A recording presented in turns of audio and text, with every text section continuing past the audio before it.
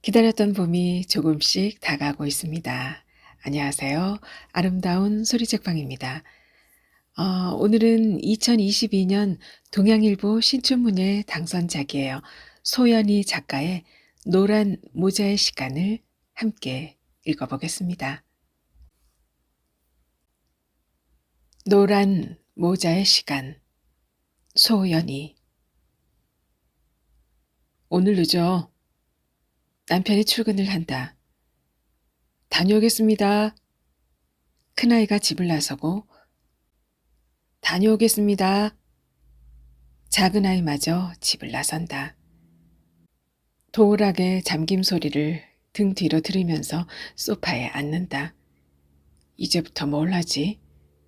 집을 한 바퀴 휘 둘러본다. 어제와 전혀 달라진 것이 없는 상태다. 군데군데 뽀얀 먼지가 보이기는 하지만 특별할 것은 없고 딱히 정리가 필요한 곳도 없다. 잠시 멍하게 정면에 꺼진 텔레비전을 바라본다. 까만 화면에 내 모습이 그대로 보인다. 참으로 무난한 모습이다. 특별히 이상한 구석도 없고 특별히 좋아 보이는 구석도 없다. 그냥 내가 앉아있을 뿐이다.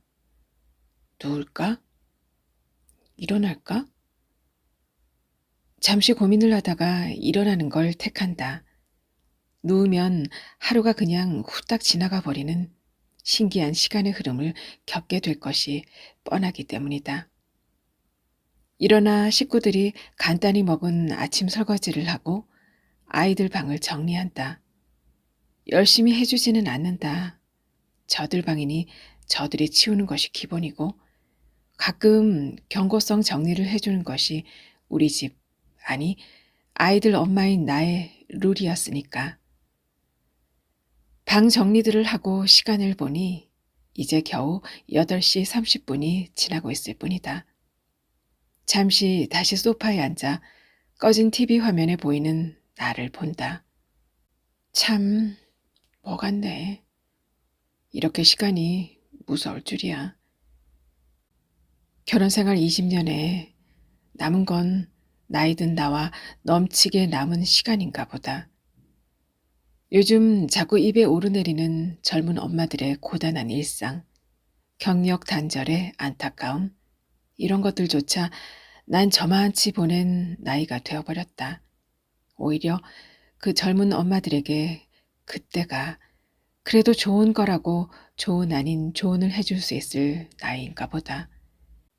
지금의 나는 무언가를 시작하기에는 경력 단절이 너무 오래되었고 나이가 먹은 만큼 어느 정도의 무력감도 가지고 있을 뿐만 아니라 아직은 내 손이 필요한 현직의 남편과 독립전인 아이들에 대한 책임감이 남아있는 상태이고 무엇보다도 넘치는 시간이 있다. 문제는 이 넘치는 시간이다. 한시도 눈을 뗄 수 없는 아이들이 있을 때는 늘 시간이 부족했다. 돌아서면 어지럽히는 통에 늘 집은 난장판이었고 치워도 끝없이 치워야 하는 일상의 반복이었을 뿐만 아니라 시간 맞춰 끼니를 챙겨야 했고 함께 앉아 읽고 쓰고 해야 했다. 시간은 늘 부족하고 모자랐고 늘 바빴다. 그런데 지금은 이 터무니없이 남아도는 시간, 이 시간이 문제였다. 잘 있었어? 나야, 혜선이. 그녀가 누구인지 생각해내기까지는 약간의 시간이 필요했다. 아주 오래전 기억 어딘가쯤에 그것도 한참을 뒤진 후에야 그녀와의 시간을 발견했기 때문이다. 너무 오래 걸렸다. 너한테 이렇게 연락하기까지. 휴대폰 너머의 그녀의 목소리는 생기 넘쳤다. 우리 사이에 놓여있는 30년의 시간쯤은 아무것도 아니라고 말하는 듯. 한여름 소나기처럼 힘이 있고 시원했다. 긴 수다가 이어졌다. 어떻게 살았어? 어떻게 살긴 다 똑같이 살지. 결혼하고 애 낳고 남편 애들 챙기고 뒤돌아보니 이만큼 시간이 흘렀지. 하긴 나도 그렇다. 애들은 몇 명이야? 아들만 둘. 서영이 넌? 서영이. 참 오래간만에 들어보는 이름이다. 그러고 보니 유진이로 산 지도 30년이다. 아들 하나, 딸 하나. 딱 좋네. 머슴아들은 키워놓으니 재미가 없어. 주위에도 보면 딸 있는 여자들이 제일 부럽더라. 뭐 아니라고는 말 못하겠네. 그래도 키울 때는 훨씬 더 예민하고 까칠해. 그래도 나이 먹으면 딸이 최고던데? 살가운 아들은 10달 안 부럽더라. 우리 작은 아들이 좀 딸같이 굴기는 해. 그나저나 갑자기 어쩐 일이야? 그러니까 얼마만인 거지? 30년. 엄마야, 벌써 30년이야? 중간에 잠깐 한번 보기는 했지? 아주 잠깐. 10년 전쯤에. 그랬나? 왜 난 도통 기억이 안 나지?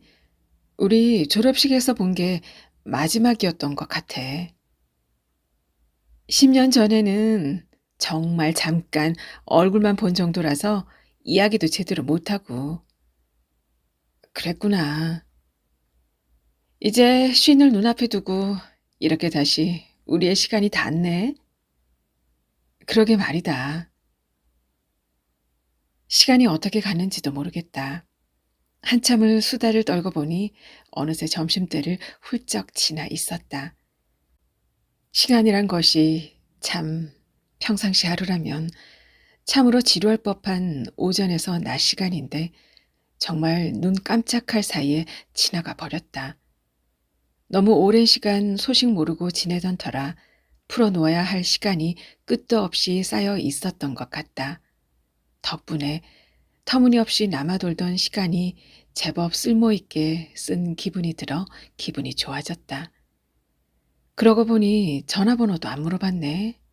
내 전화번호는 어떻게 알았지? 영은이가 알려줬나? 응? 그럼 영은이하고는 계속 연락이 되었던 거야? 여러 가지 질문들이 한꺼번에 머릿속에서 마구 날아다녔고 딱히 정답이라고 생각할 수 있는 답들은 떠오르지 않았다. 영은이한테 물어보면 간단할 일이긴 하지만 한창 수업하고 있을 시간이라 나중으로. 넌 어떻게 지내고 있을까? 괜찮을까? 난 괜찮지 않은 것 같은데. 시간이 이렇게 흘러도 여전히 나는 그 시간 속에 갇혀 있는 것 같은데. 둘러보면 꽤 괜찮은 생활을 하고 있기는 한 것 같은데. 난 왜 그날 그 시간 속에 갇혀서 이렇게 쪼그라들고 있는지 모르겠다. 괜찮을 거라고 했다. 시간이 흐르면 잊혀질 거라는 말도 들었고 열심히 바쁘게 살다 보면 스리슬쩍 지나가는 지난 시간에 어디쯤이라고 지나칠 수 있을 거라고도 했다. 그런데 하루하루 갈수록 행복의 크기가 커질수록 더 크게 다가왔다. 소스라치게 놀라는 순간이 불현듯 찾아왔고 숨이 쉬어지지 않는 순간이 닥쳤다. 한참을 가슴을 부여잡고 꺽꺽거리다 보면 죽음이 눈앞에 와 있었고 이대로 끝났으면 좋겠다는 생각이 드는 순간이면 숨이 돌아왔다. 차라리 그대로 멈춰버리지. 시간은 그렇게 흘렀다. 오늘 늦어. 남편이 출근을 한다. 다녀오겠습니다. 큰아이가 집을 나서고 다녀오겠습니다. 작은아이마저 집을 나선다.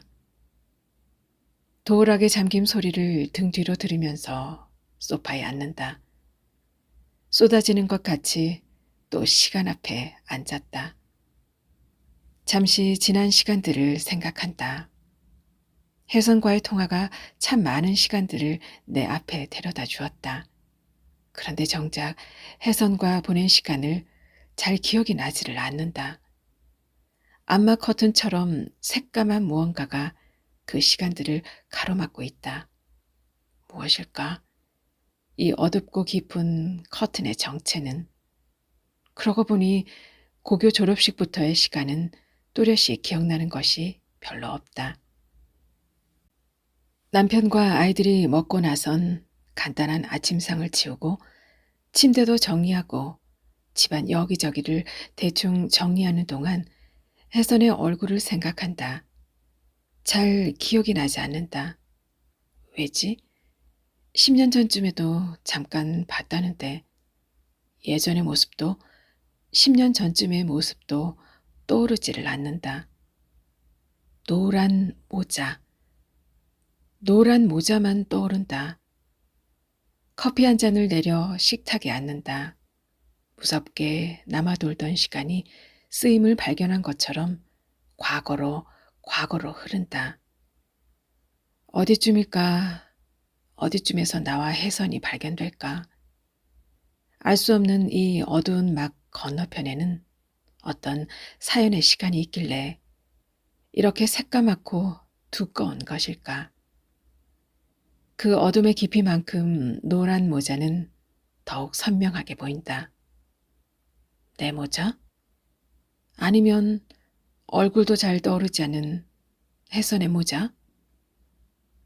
커피 한 잔과 단순한 시간의 되돌림만으로는 도저히 떠오를 것 같지 않아 자리에서 일어서 집안을 서성거린다. 밖은 내 시간의 막과는 정반대로 해가 반짝 오른 선명한 날씨다. 연일 떠들어대는 미세먼지 농도가 한껏 줄어든 맑은 하늘이다. 참나, 하늘은 왜 이렇게 맑은 거야?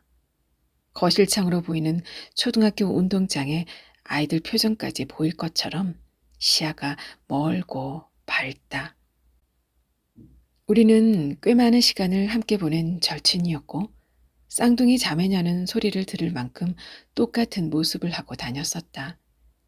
그 시절 교복 자락 속에 감춰진 모습에야 고만고만한 모습이겠지만 우리는 우리 둘이라는 말을 자랑스럽게 생각할 정도였다. 가끔 우리 둘을 혼동해 이름을 바꿔 부르는 사람이 있으면 더없이 재밌어 했고 가끔 서로인 척하며 깔깔거리는 일들을 자꾸 만들었다. 그 시절 그 어떤 반짝이는 것보다도 빛났다. 그래, 그랬었어. 혼자 피식하고 웃는다. 싱긋이라고 해야 하나? 박장대소는 아니지만 기분 좋은 웃음인 건 분명했다. 그러고 보니 그리웠네. 한 번 더 초등학교 운동장에서 작은 점이 되어 뛰어다니는 아이들을 한참 바라본다. 깔깔거리는 소리가 청명한 공기 속에 흩어져 15층 우리 집까지 올라온다. 이렇게 맑은 날에는 소리도 멀리 퍼지는구나. 새삼 쳐다보지 않았던 것들이 눈에 보였다. 시간을 이렇게도 흘려보낼 수 있다는 사실이 놀랍고도 새로웠다. 넘치는 시간이 무언의 압박으로 느껴지지 않고 싱긋 웃어지는 소소한 여유로 느껴지는 순간이었다. 혜선이가 요술을 부렸네. 혜선과의 통화를 생각하며 한 번 더 웃었다. 지금은 어디에 살아? 미넨. 어휴, 독일까지 간 거야? 아, 모르고 있었어? 그러게, 난 전혀 모르고 있었네. 신랑 따라서? 아니, 이민. 이민? 음, 작은아버지가 예전에 파도 광부셨는데 한국으로 돌아가지 않고 여기에 정착을 하셨었거든. 그렇게만 알고 있었는데 그때 혜선의 말이 뚝 끊어진다. 깊고 천천히 긴 한숨이 한 번, 두 번, 세 번. 서영아, 다시 연락할게. 미안. 뚝. 내가 대답할 새도 없이 혜선이 전화를 끊었다. 무슨 일이지? 허탈하게 끊어진 통화가 못내 아쉬워 한참을 핸드폰을 들여다본다. 다시 전화벨이 울릴 것만 같은 느낌이었다. 그러고 보니 혜선이 연락처도 안 물어봤네. 아, 맞다. 영은이한테 연락해서 물어보면 되는데 그게 뭐 어렵다고 그것도 여태 못했네. 무심히 지난 듯 보이는 너의 시간 앞에 난 무슨 말을 할 수 있었을까? 나에게는 죽음보다 고통스러웠던 그 시간들이 너에게는 어떤 시간으로 기억되고 있는 것인지 알 수는 없지만 네가 살아가고 있는 그 시간들이 설핏설핏 느껴질 때면 나와는 다른 시간이었음을 그렇게 깨달아 가고 있어. 우리 그때 너랑 나 어떤 시간 속에서 어떤 일들을 함께 겪었던 것일까? 나의 기억이 틀리지 않았다고 네가 이야기해 줄 수 있지 않을까? 오늘 늦어. 남편이 출근을 한다. 다녀오겠습니다. 큰아이가 집을 나서고 다녀오겠습니다. 작은아이마저 집을 나선다. 도울하게 잠김 소리를 등 뒤로 들으면서 소파에 앉는다. 쏟아지는 것 같이 또 시간 앞에 앉았다. 잠시 지난 시간들을 생각한다. 해서는 몇 달째 연락이 없다. 이제 곧 겨울이다. 눈이 내리고 코끝을 빨갛게 물들이는 계절이 올 텐데 혜선의 연락처를 묻지 않은 것을 내내 후회했다. 너 혜선이 기억해? 한동안 연락이 안 되던 영은과 은행 열매에 악취해 화가 머리끝에 도달하기 직전에 연락이 닿았다. 당최 연락이 안 되었던 것도 기묘한 느낌이지만 내 연락이 생소한 듯 반응하는 그녀의 대답이 나를 당황하게 했다. 혜선이? 아니, 그러고 보니 왜 이제야 연락하는 건데? 무슨 소리야? 부재중 통화에 내 전화 없었어? 전화했었어? 그러고 보니 내가 직접 영은에게 통화 버튼을 눌러 통화를 시도했었던 적은 없었던 것 같다. 그것도 이상했다. 평소대로라면 이틀이 멀다 하고 사소한 것까지 수다를 떨어야 하는 사이인데 그런 시간 없이 지나온 지금이라니. 지난 몇 달간의 안부를 서로 물어가며 각자의 시간에 대해 알려주는 말이 몇 마디 오갔다. 영훈도 이렇게나 한참을 연락하지 않았다는 사실에 놀라워했다. 근데 아까 누구라고 했지? 그제야 다시 생각난 듯 영훈이 물었다. 아, 맞다. 이렇다니까. 혜선이. 혜선이. 반갑고 설레는 내 맘과는 달리 영훈은 무언가 당황스러운 목소리를 비쳤다. 그때 알아챘어야 하는 거였는지도 모른다. 영훈이 무언가 난감해할 때, 하지만 그땐 혜선에 대한 반가움과 그리움, 그리고 호기심이 온통 나를 채우고 있던 시간이라 영훈의 그 당혹스러움을 제대로 파악하지 못했었다. 유진아, 나 갑자기 일이 생겨서 다시 연락할게. 영훈이 다급한 목소리로 전화를 끊었다. 나도 덩달아 다급히 전화를 끊고 나서야 혜선이 연락처 아냐고 물어봤어야 하는데 라는 생각이 들었다. 오늘 늦어. 남편이 출근을 한다. 다녀오겠습니다. 큰아이가 집을 나서고 다녀오겠습니다. 작은아이마저 집을 나선다. 도울하게 잠김 소리를 등 뒤로 들으면서 소파에 앉는다. 쏟아지는 것 같이 또 시간 앞에 앉았다. 영은하고도 연락이 쉽게 닿지를 않고 혜선의 전화는 더더 오리무중. 기억은 시간을 뒤로 아무리 돌려도 내 앞에 나타나 주지를 않는다. 어디서부터 무얼 찾아야 혜선의 얼굴을 떠올릴 수 있을까? 어디를 가면 너와 나의 시간을 마주할 수 있을까? 그 순간, 맞다. 앨범. 서재 깊숙이 꽂아두고 생전 열어보지 않은 기억의 흔적들. 전투에라도 나서는 듯한 기세로 소파에서 벌떡 일어나 서재로 향했다. 좌우 책장 여기저기를 훑어가며 묻혀있던 시간의 증거를 찾았다. 세영여고 37회 졸업앨범. 내가 몇 반이었더라? 새까만 장막이 다시 드리워진다. 기억을 맡고 있는 것이 분명히 있다. 그 안으로 들어가 혜선과 나의 시간을 이어보려고 하지만 장막이 두껍고 촘촘했다. 마음이 조급할수록 장막은 더 어둡고 두꺼워지는 기분이었다. 침착하자. 이게 뭐라고? 이렇게 조급할 필요가 있나? 남아도는 게 시간인걸. 천천히 무심히 쏟아지는 이 많은 시간들을 한 장 한 장 넘긴다. 그 시절, 그 시간들이 눈으로 보이기 시작한다. 교장 선생님 얼굴이 이랬었나? 이 선생님은 기억이 나는 것 같네. 이런 교복을 입었었구나. 장막은 여전했지만 무섭게 두꺼워지는 속도가 늦춰진 듯했다. 천천히 사진 속 아이들의 얼굴과 이름을 하나하나 확인하며 한 장 한 장 넘겼다. 4반. 이 시간도 지나간다. 두려움 없이 달리자. 범상치 않은 그 폰이 눈에 확 들어왔다. 우리 반이다. 장막 하나가 툭 하고 떨어졌다. 강렬한 빛이 쏟아져 들어온다.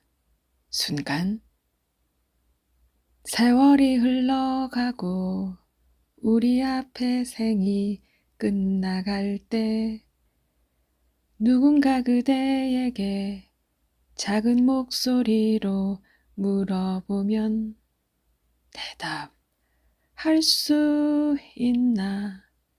지나간 세월에 후회는 없노라고. 전화벨이 울린다. 말 그대로 화들짝 놀라서 선체로 보던 앨범을 놓쳐버렸다. 다행히 발을 찢지는 않았지만 애꿎은 서재방 바닥 마루가 찍혔다. 거실로 뛰어가 소파 테이블에 놓았던 전화를 받아든다. 나야. 기다리던 목소리. 너무 간만이지? 지난 몇 번과는 다르게 잔뜩 풀이 죽어 있는 목소리였다. 나는 어떤 말을 먼저 해야 할지 몰라서 가만히 숨만 고르고 있었다. 화났어? 내 눈치를 살피며 한마디 한마디 조심스럽게 내뱉은 혜선의 말이 이상하게 저릿저릿한 느낌이다. 화가 나긴 그냥 좀 많이 기다렸어. 아, 혜선이 내뱉은 아에서 안도감이 밀려왔다. 갑자기 끊어버려서 궁금하기도 하고 걱정스럽기도 하고 미안해. 연락이 하고 싶었는데 연락처도 안 물어봤지 뭐야. 영은이한테 물어보려고 했는데 근래에는 영은이하고도 연락이 잘 안 되고. 영은이 기억해? 기억하지. 잘 지내지? 어? 영은이하고 연락했던 거 아니야? 아니, 영은이도 서영이 너처럼 한 10년 전쯤 잠깐 본 게 전부야. 그럼 나는 어떻게 찾았어? 그건 그렇고 요즘은 잘 지내지? 혜선은 말끝을 흐리며 다른 주제로 화제를 돌렸다. 이상하다 생각은 했지만 혜선과 닿은 그 시간이 반갑고 좋아서 또다시 그 옛날 그 시절 수다로 이어졌다. 하지만 지난번과는 달리 이상하게 기운이 없고 풀이 죽어있는 듯한 느낌은 가시지를 않았다. 혜선아, 너 정말 별일 없어? 음, 괜찮아. 서영아, 혜선의 목소리에 물기가 가득했다. 그 목소리에 나도 울컥해서 물기가 스며들었다. 서영아, 말해. 괜찮지? 음? 다 괜찮으냐고. 정말 다 괜찮지? 그럼 시간이 좀 남아돌아서 그게 좀 허전하긴 한데 괜찮아. 그럼 됐다. 혜선아, 너도 괜찮지? 이젠 괜찮아지려고. 네가 다 괜찮다고 하니까 나도 다 괜찮아지려고. 아프지 말고. 음, 아프지 말아야지. 네가 이렇게 반갑게 맞이해 주는 걸, 그리고 괜찮다고 하는 걸. 그래서 이제 나도 괜찮아질 거야. 혜선이 오는 것 같다고 느꼈다. 그리고 나도 눈물 한 방울이 투둑 떨어졌다. 그냥 그랬다. 그리움은 아닌 것 같은 알 수 없는 그런 감정이었다. 잠시 서로의 울음을 지키다 분위기를 바꾸려고 화제를 돌렸다. 참, 혜선아, 너 혹시 노란 모자 있어? 병아리색 노란색. 노란색 모자? 음, 나 실은 졸업식 이후로 아무것도 기억이 안 나. 졸업식 때도 너를 봤는지 못 봤는지 어떻게 졸업식을 했는지 기억이 잘 안 나는데 깜깜한 막 같은 게 기억을 덮고 있는 기분이야. 그런데 노란색 모자 하나가 선명하게 기억이 나. 인기가 좀 좋았지, 그 모자가. 네 모자였구나. 혜선이 노란색 모자를 알고 있다면 두껍게 가려져 있는 내 기억 어딘가가 열리지 않을까 하는 기대였다. 노란 모자라는 말과 함께 혜선이 침묵했다. 나는 잠시 기다렸다. 그때 다시 기억 속 장막 하나가 툭 하고 떨어졌다. 아까보다 더 강렬한 빛이 한 줄기 달려들었다. 그리고 노란 모자가 보였다. 어떻게 전화를 끊었는지 기억이 나지 않는다. 정신을 차리고 보니 이미 전화는 끊어져 있었고 나는 다시 서재방 바닥에 앉은 채로 졸업 앨범을 무릎에 올려놓고 있었다. 한 손에는 통화가 아쉬운 듯 꽉 쥔 핸드폰을 들고 정신을 가다듬을 새도 없이 떨어진 장막 사이로 달려드는 빛을 향해 달려야겠다고 생각했다. 우리 반 그푼이 두려움 없이 달리자라니.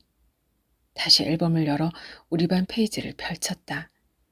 하나하나 아이들 얼굴과 이름을 확인했다. 차서영, 나다. 앳된 얼굴에 교복을 입은 내가 거기에 있었다. 말 같고 생기 넘치는, 그리고 그 옆에 최혜선, 혜선이다. 혜선의 얼굴이 눈에 들어왔다. 동그랗고 큰 눈, 동그란 얼굴. 다른 사진 속 아이들 표정과는 달리 활짝 이가 보이게 웃고 있는 모습이었다. 혜선이 이렇게 생겼구나. 다시 장막 하나가 툭 떨어진다. 천천히 다른 사진들로 시선을 옮겼다. 67명씩 그룹을 모여 찍은 그룹 컷, 단체 컷, 활동 컷들이 잘 편집되어 있었다. 그룹 컷 속에 혜선과 나는 교복을 입은 모습도 사복 입은 모습도 있었다. 조금씩 기억이 났다. 이 사진을 찍던 날이 사진 기사가 자리를 잡아주고 포즈를 잡아주면 제법 그럴듯한 구도의 사진이 나왔다. 그렇게 천천히 보던 사진 속에서 드디어 발견했다. 노란 모자. 그 순간 세상이 흔들리는 느낌이 들 정도로 요란한 소리는 내며 모든 장막이 떨어졌다. 그리고 주체할 수 없는 빛이 쏟아져 들어오면서 떠올랐다. 그날, 우리, 그리고 그 일. 나에게는 하루하루 숨을 쉬는 모든 순간이 소중했었어. 언제고 이 숨이 끊어지고 이 세상을 다시는 보지 못할 것 같은 두려움이 떠나지를 않았거든. 그날, 우리, 그리고 그 일, 그 시간이 없었다면 너랑 나 지금하고는 조금 다른 시간을 지나오지 않았을까? 내가 미치도록 원망스러웠던 시간도 있었고 죽을 것 같이 보고 싶었던 시간도 있었어. 한 번만, 한 번만 만나서 물어보고 싶기도 했었고 다시는 만나지 않는 게 좋을 것 같다고 생각했던 시간도 있었어. 다시 시간을 돌린다면 내 선택이 달라졌을까? 라는 후회를 했던 시간도 있었고 다시는 그런 선택을 하지 않을 거라 다짐했던 시간도 있었어. 그 많은 시간들 지나오면서도 나를 버틸 수 있었던 건 그 노란 모자, 그 모자에 담은 너와의 비밀 때문이었어.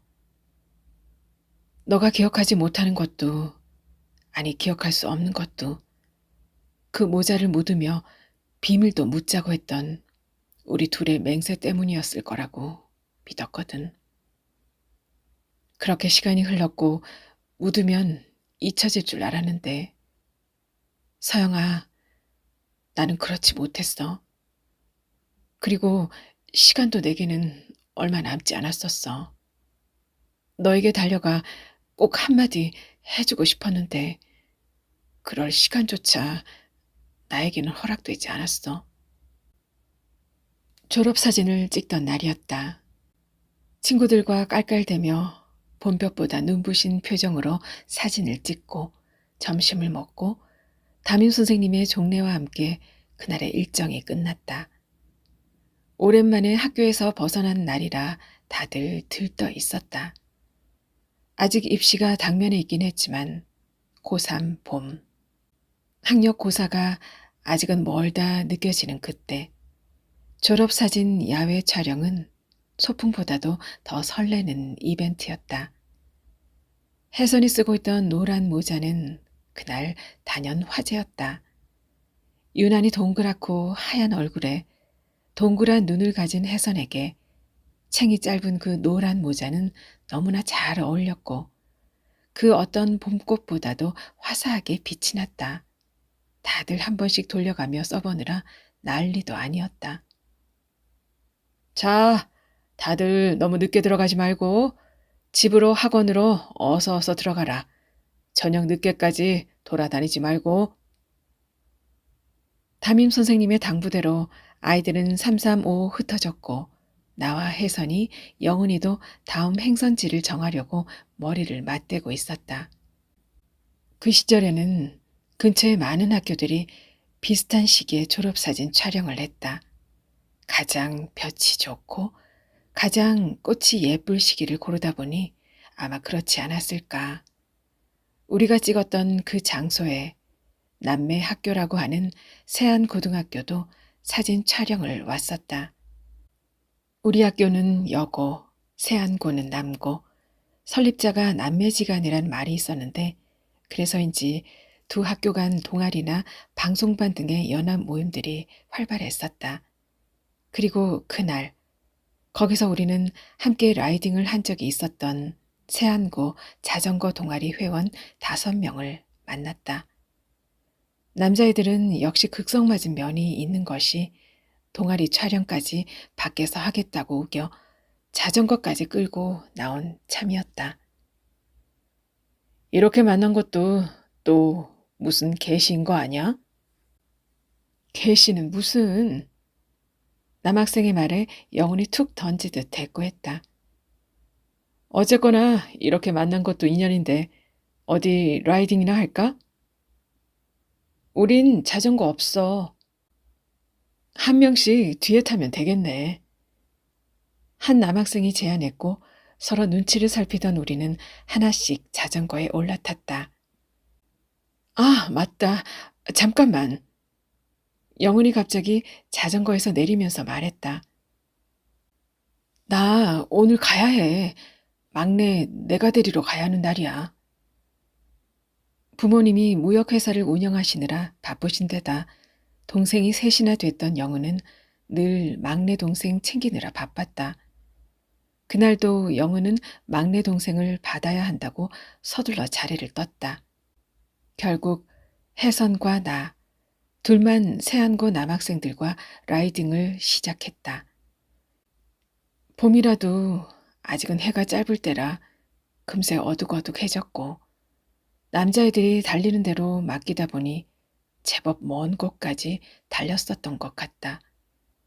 자전거가 멈추고 우리가 땅을 밟았을 때는 이미 하늘은 어두웠고 주변은 숲이나 다름없는 공원이었다.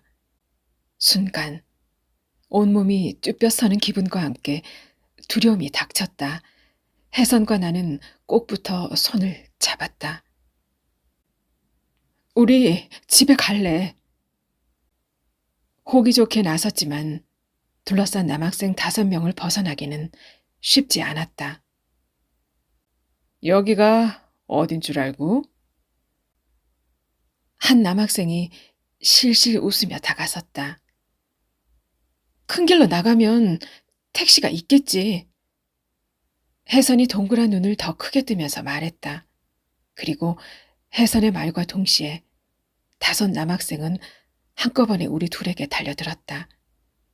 한참을 필사적으로 버텼다. 하지만 한창 힘이 넘치는 19살의 남학생을 이기는 것은 불가능했다. 잠깐! 그 순간 찢어지는 듯한 혜선의 목소리가 들렸다.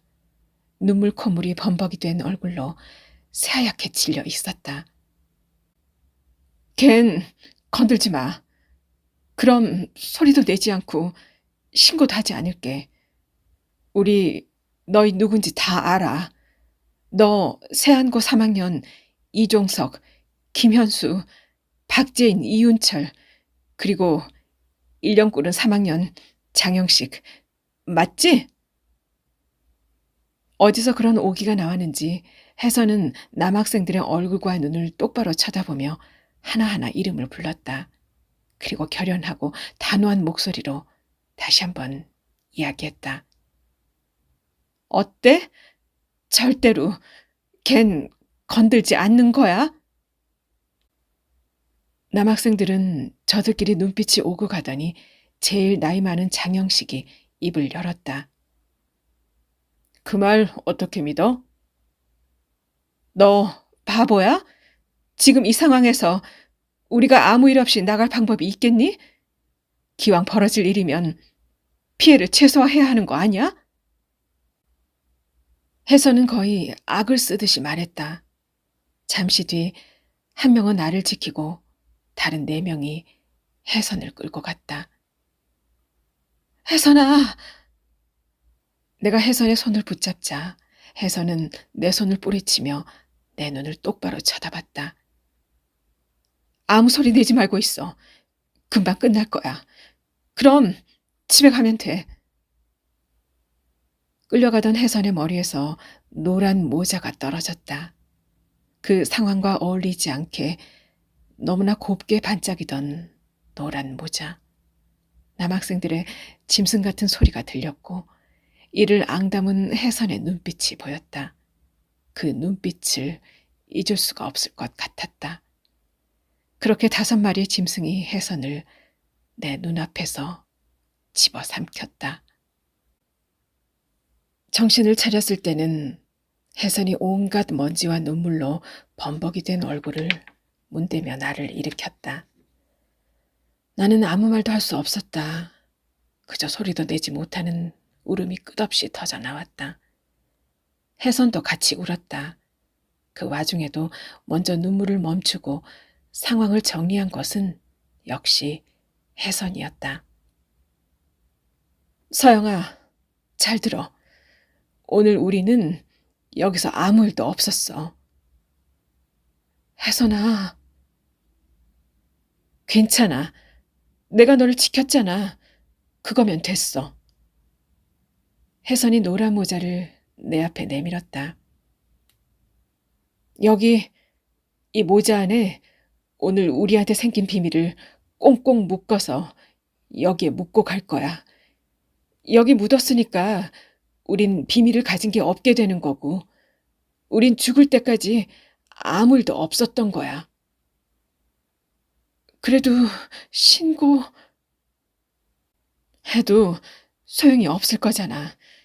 우리만 더 창피해질지 모르지. 혜선의 체념한 듯한 그 목소리. 그렇게 그 노란 모자의 그날 우리 그리고 그 일을 모두 묶어서 묻어버렸다. 그리고 내 기억 속에서도 두껍게 검은 장막을 들여왔다. 다시는 열리지 말라고. 아! 한꺼번에 쏟아져 들어온 빛과 함께 장막 뒤에 꽁꽁 싸매두었던 기억이 한꺼번에 터져 나왔다. 손이 덜덜 떨리고 온몸이 부들부들 떨렸다. 어떻게 잊어버릴 수가 있지? 한참을 몸부림을 치며 울었다. 온몸으로 기억이 아팠고 시간이 아팠고 혜선이 아팠다. 다시 정신을 차렸을 때는 해가 거의 다 져 있었다. 곧 식구들이 올 시간이었다.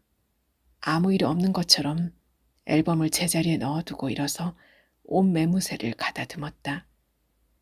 혜선이랑 했던 약속처럼 아무 일 없이 또 오늘을 지내야 하니까.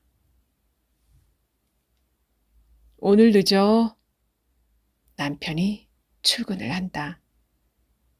다녀오겠습니다. 큰아이가 집을 나서고 다녀오겠습니다. 작은아이마저 집을 나선다. 도락의 잠김 소리를 등 뒤로 들으면서 영은에게 전화를 건다. 쏟아질 듯 많은 시간이 오늘은 긴박하고 초조하다. 아직 이른 시간이라 영은이 바로 전화를 받는다. 통화 잠깐 가능해?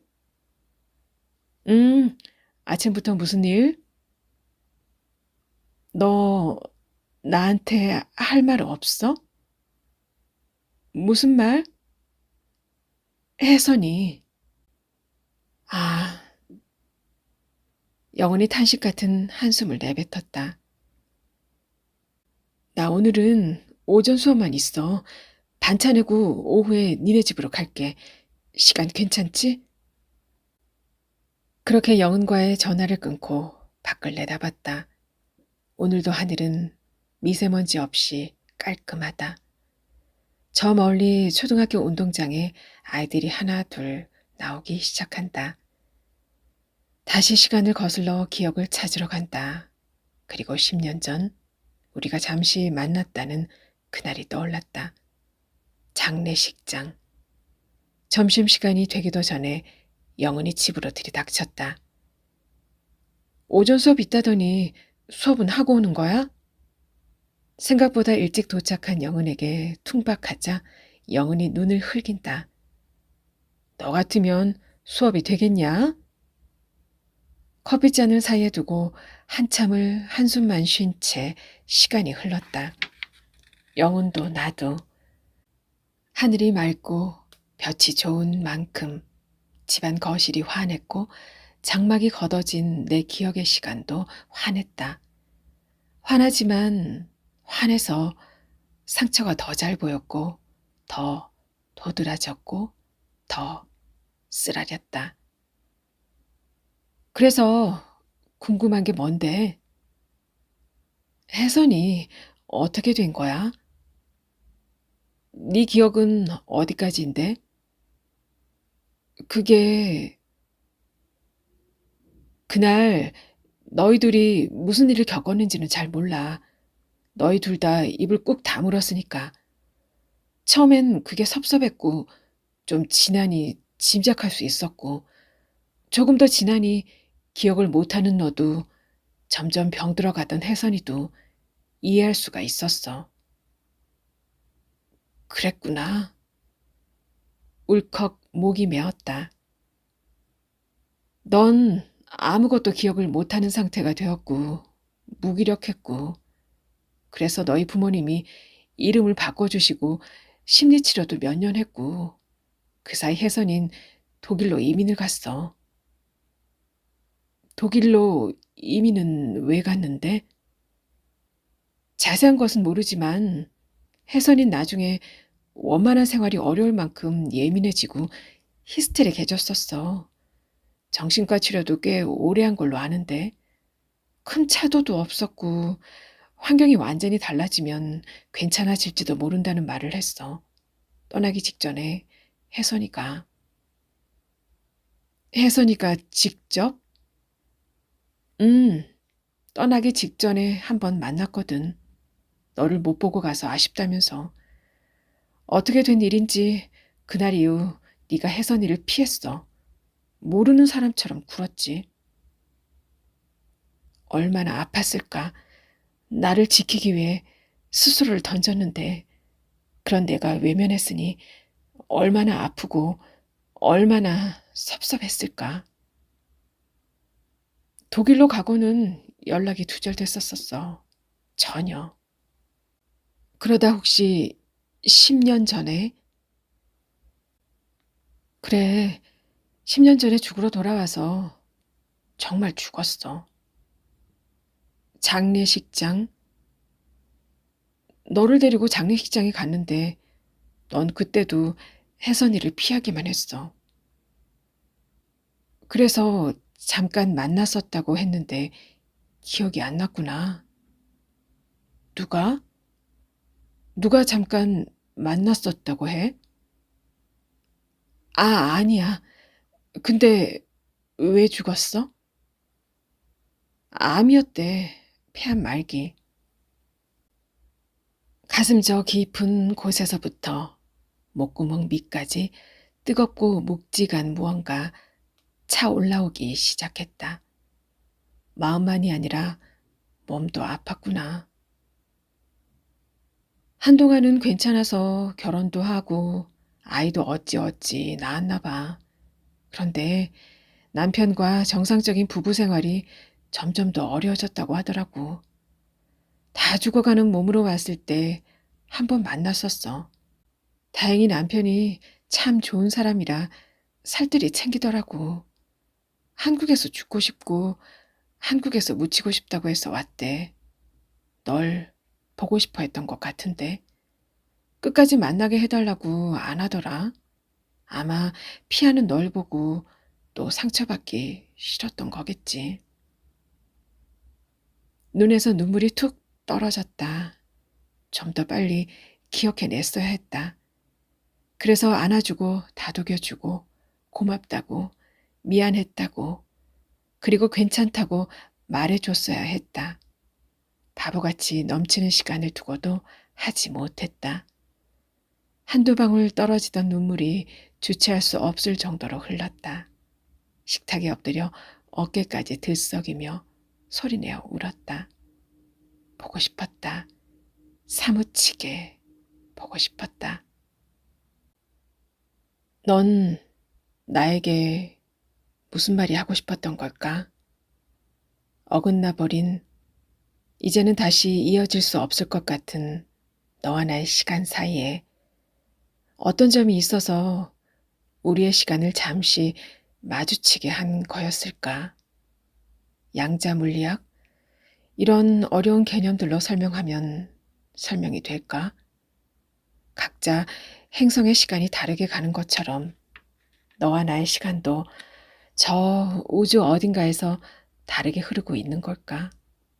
아니면 너의 시간은 영영 멈춰버린 것일까? 너의 멈춘 시간이 어떻게 나의 시간에 맞다 잠시나마 함께 흐를 수 있었던 걸까? 내게 넘치도록 남아도는 시간이 너에게는 그토록 아쉬웠던 시간일까? 아니면 남겨두고 간 시간일까? 어떤 영화처럼 먼 우주 어디쯤엔 너의 시간도 다시 흐르고 있을까? 오늘 늦어. 남편이 출근을 한다. 다녀오겠습니다. 큰아이가 집을 나서고 다녀오겠습니다. 작은아이마저 집을 나선다. 도울하게 잠김 소리를 등 뒤로 들으면서 창을 연다. 넘치게 많은 시간이 쏟아져 온다. 쏟아지는 시간 속에서 나의 시간을 찾기 위해 일어선다.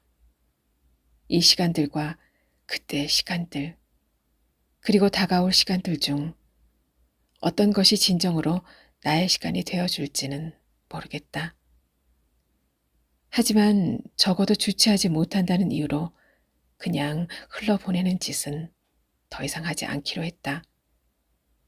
흐르는 시간 어디쯤 내가 지나친 소중한 시간이 흐르고 있을지 모르기 때문이다. 그리고 그 소중한 시간이야말로 나의 시간들 중에서도 꼭 지켜야 하는 시간일 것이다.